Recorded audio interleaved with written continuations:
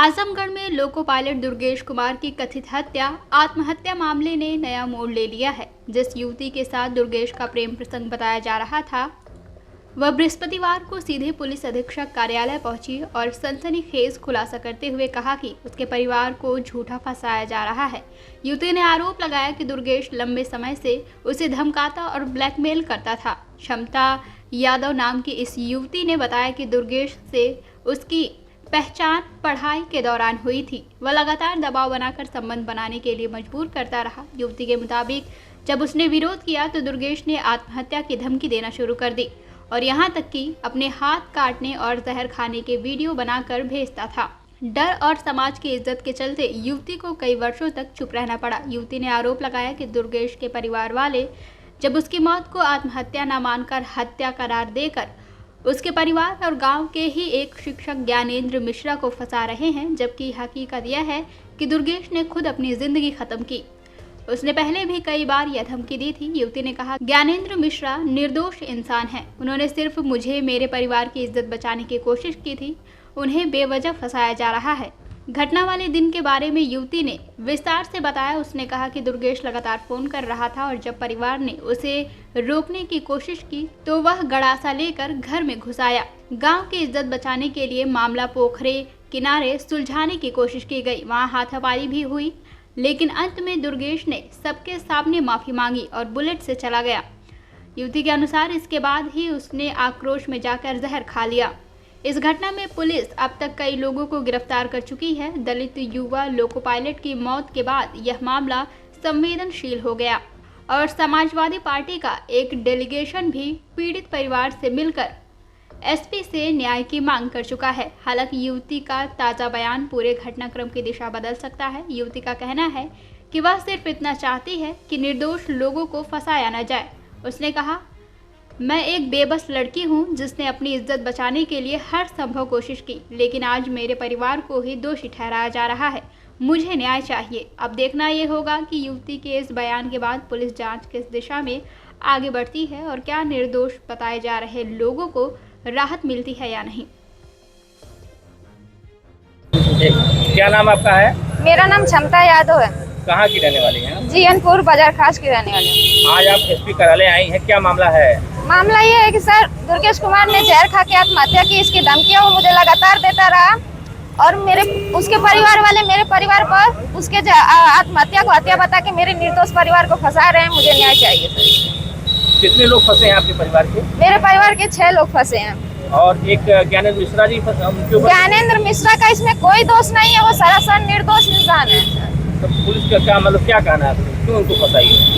वो उसके घर वाले कह रहे हैं कि मेरे घर वाले उनको मारे पीटे हैं और पूरे दोष सब ज्ञानेंद्र मिश्रा पे लगा दिए कि जहर वो पिलाए हैं, जबकि वो समझाने के अलावा उसको और एक लफ्ज भी कुछ नहीं बोले थे। मामले की शुरुआत कहाँ से हुई? जैसे ये कहा जा रहा है कि क्या आपका उनको कोई परिचय था पहले से? हाँ, परिचय यही था सर कि जो ज्ञानेंद्र मिश्रा सर का स्कूल है वहीं पे वो पहले पढ़ाने जाता था। मैं वहीं पे पढ़ती थी। उसकी मेरे पे गंदी निगाह हो गई थी। उसके बाद वो तैयारी करने के लिए इलाहाबाद चला गया। मैं अपना स्कूल चेंज करके दूसरे स्कूल में चली गई। उसके बाद से बंद हो गया। फिर मेरे घर पे एक पारिवारिक विवाद हो जाता है जिसमें वो मदद करके मेरे माता पिता की नज़र में अच्छा इंसान बन जाता है। उसके बाद से वो धीरे धीरे बात करने लगता है मुझसे और फिर वो बातचीत को जब आगे बढ़ाना चाहता है तो मैं कहती हूँ मैं ऐसी लड़की नहीं हूँ जैसा तुम समझ के मुझको गलत इस्तेमाल करना चाहते हो। मैं वहीं से बात बंद कर देती हूँ। उसके बीच में वो वहीं पे नौकरी लग जाती है। फिर वो मेरे पीछे आगे पीछे बुलेट लेके घूमने लगता है। कहता है अब मेरी नौकरी लग गई है, चलो अब तुम मुझसे बात कर लो, अब मैं इतना बड़ा पद पे आ गया हूँ। मैं कहा मैं तुम्हारी नौकरी की लालच नहीं करती हूँ, तुम्हारे पैसे की लालच नहीं करती हूँ, मैं तुमसे बात नहीं करूंगी। जब वो इस तरह हार जाता है तब वो मुझे धमकी देने लगता है कि आज अगर तुम मुझसे बात करने के लिए हाँ नहीं करोगी तो यहीं पे मैं जहर खाऊंगा, हाथ काट दूंगा। इन सब का वीडियो बना के वो मुझे व्हाट्सएप पे भेजता रहता था। और इसके डर की वजह से मैं उसे बात करने के लिए हाँ कर देती हूँ जिसकी जानकारी मेरे माता पिता की नहीं होती है। वो मुझे डरा धमका कर लगभग 3 साल तक मुझसे शोषण करता रहा। उसके बाद मैं जब हिम्मत करके उसके घर पे बताई तो उसके घर वाले पहले तो बोले कि ठीक है मैं समझा लूंगी, लेकिन वो उनके समझाने पे भी नहीं समझा। फिर से वो मुझे उसी तरह टॉर्चर करने लगा। फिर मैं उसके घर पे मम्मी से फिर हिम्मत करके अपने घर पे बताई। फिर मम्मी से कही कि मम्मी देखो अभी पापा को मत बताना, अभी आप ही उनसे बात कर लीजिए, वो लोग भी अच्छे लोग हैं, मान जाएंगे बात, पढ़े लिखे से। तो जब मेरी मम्मी उनसे रोई गिड़गिड़ाई विनती की तो फिर भी वो कहे कि तुम्हारी बेटी खुद गलत है, तुम खुद गलत हो। तुम खुद को संभालो, हमारे बेटों को मत कहो। ऐसा करने के बाद तब हमारे पिताजी उनके घर पे 3 से 4 बार पंचायत लेके गए। उसके बाद वो मामले को नहीं सुनते हैं। उसके बाद हम कहते हैं कि मम्मी अब हमारे पास इतने पैसे नहीं है कि हम पुलिस थाना या केस पे करके देख पाएंगे, क्योंकि वो लोग बड़े लोग हैं सरकारी, उनके घर में बहुत लोग सरकारी पदों पे हैं। अजय इंजीनियर जैसे लोगों का उनको सपोर्ट है। वो अजय इंजीनियर से भी मेरी बात कराते थे, जो मुझे उसके साथ संबंध बनाने के लिए कहता था कि बनाओ वो जो कह रहा है तुम्हारे साथ। कौन है अजय इंजीनियर? कौन है अजय इंजीनियर? वो दुर्गेश के रिश्तेदार में आते हैं, कोई ऐसे हैं। तो घटना वाले दिन क्या हुआ, कैसे क्या बताइए? घटना वाले दिन सर वो जब मैं उसे, मेरे घर वाले मना कर दिया कि एकदम उससे बात नहीं करनी है, तो मैं एकदम बात बंद कर दी। मैं अपना मोबाइल पे उसका फोन लगातार 200, 300, 400 नंबर से मुझे लगातार फोन करता था।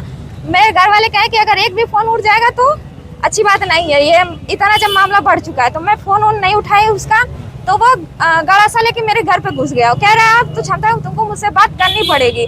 तो मैं उस दिन मेरे घर पे मेरे पिता नहीं थे, मेरे भाई सब थे। तो वो सब कहे कि देखो मामला गांव में फैलाओ मत, तुम पोखरे पे चलो, मैं अपनी बहन को लेकर वहीं पे आता हूँ, वहीं पे सब मामला सेटल कर लेंगे। मेरे भाई सब इज्जत के मारे मुझे तो नहीं लेके खुद गए, कहे कि आज उसको हम लोग समझा देंगे कि ऐसा बात नहीं है, ज्ञानेंद्र मिश्रा को भी बुला लिया जाएगा वहाँ पे। मेरे भाई सब जब वहाँ पोखरे पे समझाने गए, वो समझने के लिए राजी नहीं था, इसलिए वो सब हाथापाई पे थोड़ा सा उतर गया। मारने के बाद उसके बाद फोन किया गया ज्ञानेंद्र मिश्रा को, जिनके पास हम मेरे माता पिता जाके रोए गिड़गिड़ाए थे कि इज्जत की सवाल है, लड़की को बचा लो। उसके बाद वो थे नहीं, वो किसी मित्र के साथ द्वारी घाट गए थे। वो बोले कि उसको वहीं पे बैठा के रखो, मैं आता हूँ तो उसको समझा रहा हूँ। उसके बाद वो सर लगभग 1-2 घंटे बाद आए।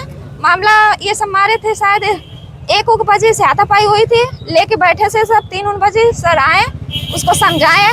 अब जो भी समझाए होंगे बाद, उसको समझाने के बाद वो उनकी बात मान के कहा कि ठीक है, मैं आप सभी लोगों से माफ़ी मांगता हूँ, मुझसे जो भी हुआ गलती हुआ। और फिर वैसे समझाने के बाद सर वो सबसे माफ़ी मांग के अपना बुलेट लिया और वहाँ से चला गया। और वहाँ से जाने के बाद शायद वो ज्ञानेंद्र मिश्रा सर की बात का बुरा मान गया, मेरे भाइयों से माफ़ी मांगने का उसका बुरा मान गया, या जो भी मारे थे बहन की इज्जत बचाने के लिए, उसी के आक्रोश में आया वो फिर, और जाके घर पे अपना कहीं जहर वर खा के मर गया। और उसका सारा साजिश ज्ञानेंद्र मिश्रा सर पे डाल दिया, मेरे परिवार वालों पे डाल दिया। यही मामला है सर। आपका कहना है कि उसकी हत्या नहीं हुई, उसकी हत्या नहीं हुई, वो आत्महत्या किया है। इसके सबूत उसने मुझ पे बहुत बार मेरे व्हाट्सएप पे भेजा। जब आपके घर पे गया तो कोई वीडियो फोटो बना था कि नहीं? नहीं सर, वो गड़सा लेके गया था, तो हम लोग डर गए और कहने नहीं ऐसे पूरे गाँव में मामला मत फैलाओ, तुम पोखरे पे चलो, वहाँ पे कोई नहीं रहता, हम लोग अकेले में बात कर लेंगे वहाँ पे, इसलिए मामला वहाँ पे। यहाँ एसपी से यहाँ क्या चाहती क्या है आपको बताइए? मैं चाहती हूँ कि जब एक बेचार लड़की जब अपनी इज्जत बचाने के लिए इंसान के पास गई, उसके माता पिता उसके इंसान के पैर पे गिरे हुए इंसान बेचारा उसकी इज्जत बचाने के लिए खड़ा हुआ, उसके परिवार वाले सारे के सारा मामला ज्ञानेंद्र मिश्रा पे ही डाल देते हैं। यही तो मुझे इंसाफ चाहिए। मुझे ज्ञानेंद्र मिश्रा, मेरे परिवार सभी लोग निर्दोष हैं। CIB इंडिया न्यूज की सभी खबरों को देखने के लिए लाल रंग की बटन को दबाकर चैनल को सब्सक्राइब जरूर करें, घंटी जरूर दबाएं ताकि हमारी सभी खबरों के नोटिफिकेशंस आप तक पहुंचते रहें।